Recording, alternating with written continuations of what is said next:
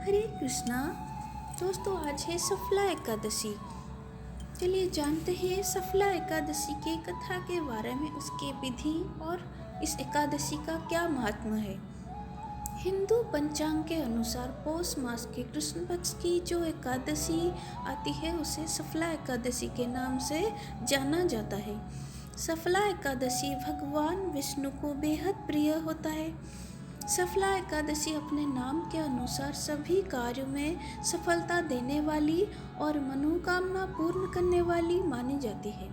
जो हर काम में असफल होते रहते हैं या खूब मेहनत के बाद भी जिन्हें सफलता नहीं मिलती है, माना जाता है कि ऐसे लोगों को सफला एकादशी का व्रत अवश्य करना चाहिए।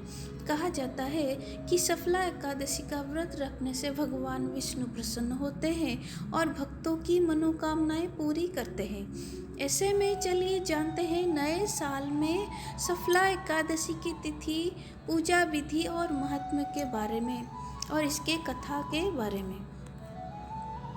पद्म पुराण के अनुसार एक बार एक राजा थे जिनका नाम महिष्मान था। वे चंपावती नगरी के राजा था। उनके 5 पुत्र थे। उनका सबसे बड़ा पुत्र था लुम्भक, जो चरित्रहीन था। वह हमेशा ही देवताओं की निंदा करता था, साथ ही मांस भक्षण जैसे गलत कार्यों में लिप्त रहता था। राजा अपने बेटे इन सभी कार्यों से काफ़ी परेशान था। उसने अपने उसी बड़े बेटे को राज्य से बाहर निकाल दिया। ऐसे में वो जंगल में जाकर रहने लगा। इस दौरान पौष मास के कृष्ण पक्ष की 10वीं की रात्रि आई। इस रात इतनी ठंड थी कि वो सो ना सका। सुबह होते ही उसकी हालत खराब हो गई और वो प्राणहीन सा हो गया। फिर दिन में जब धूप आई तो उसे होश आया। उसके बाद वो जंगल में फल इकट्ठा करने लगा। फिर शाम के समय उसने अपनी किस्मत को कोसा और सभी फल पीपल के पेड़ की जड़ में रख दिया। फिर उसने कहा कि इस फलों से लक्ष्मीपति भगवान विष्णु प्रसन्न हो। यह एकादशी का दिन था। इस पूरी रात वो सो ना सका। इस तरह अनजाने में ही लुम्भक का एकादशी का व्रत पूरा हो गया था। इस व्रत का प्रभाव ऐसा था कि वो अच्छे कर्मों की ओर प्रवृत्त होने लगा।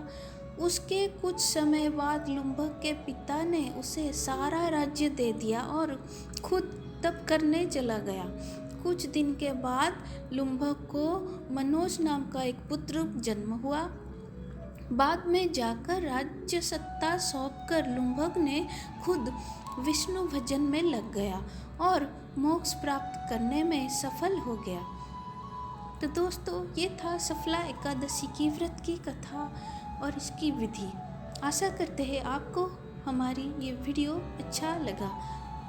हरे कृष्णा।